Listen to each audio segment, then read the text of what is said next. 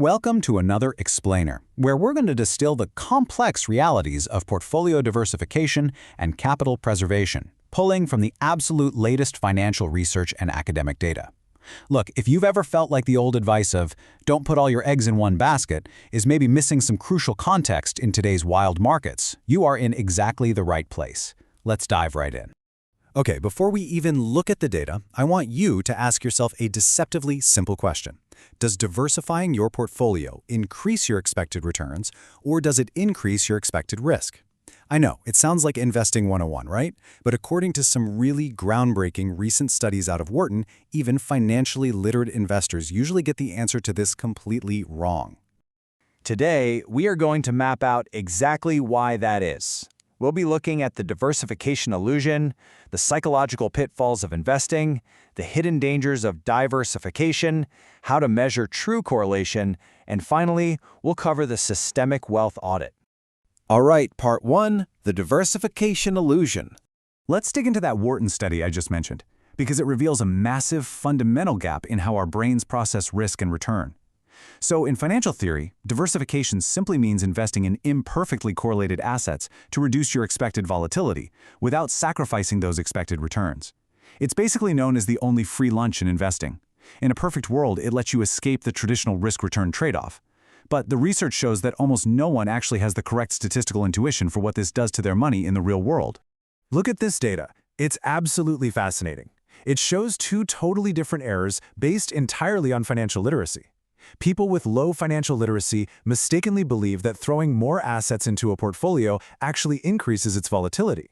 But on the flip side, the folks with high financial literacy incorrectly assume that diversification automatically boosts their average returns. Both of these assumptions, statistically, dead wrong. The researchers really hit the nail on the head with this quote. Because diversification involves investing in many unpredictable assets, it feels like it should increase the aggregate unpredictability of the portfolio. See, we fall into a total cognitive trap here. We confuse the wild unpredictability of one single stock with the overall aggregate safety of a well-built portfolio. We judge the outcome by the mechanism, and it just completely breaks our intuition. Which brings us nicely to Section 2, the psychological pitfalls of investing. Because these cognitive errors, they don't just stay in the lab. They actively push us into making really dangerous real-world choices. When study participants were asked to allocate funds for a younger risk-taker versus an older, risk-averse investor, a crazy irony showed up. Risk-averse individuals with low financial literacy ended up building much less diversified portfolios for the older investor. Since they completely misunderstand the math, thinking diversification equals more volatility, they accidentally crank up the older investor's exposure to ruin. They're trying to be safe, but their own psychological bias actually makes them way riskier. So, moving on to Section 3, beware of diversification. If we generally misunderstand the mechanics of diversification, what happens when we blindly try to apply it to our own money? Well, we often fall victim to a concept that legendary investor Peter Lynch coined diversification. This is what happens when you add way too many asset classes that basically have similar correlations. You might think you're being super smart by buying dozens of different funds, but if those funds effectively hold the exact same underlying assets, you are just creating a fake sense of security. Plus, you're paying way higher fees. You literally end up negatively impacting both your risk and your performance. This data from 36ONE Asset Management is the perfect example of the diversification trap. If you just spread your money equally across the 5 largest equity funds, you actually underperform the broader market index over a 3-year period. By blindly buying the biggest funds, you basically just bought the index, but at a premium cost.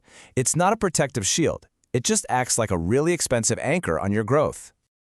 All right, let's look at Section 4, measuring true correlation. To avoid that heavy anchor of diversification, you've got to accurately measure how assets actually interact with each other. Because, as UBS research firmly points out, it is correlation, not just the sheer number of assets you own, that defines true diversification. Look at this analysis from DarwinX. A massive mistake people make is measuring assets that share a hidden common factor. For example, comparing the Euro-US dollar pair against the Aussie dollar-US dollar pair. That shared US dollar artificially inflates the correlation. The right way to uncover true random behavior is comparing pairs with absolutely no common currency, like Aussie/New Zealand dollar versus Euro/Canadian dollar.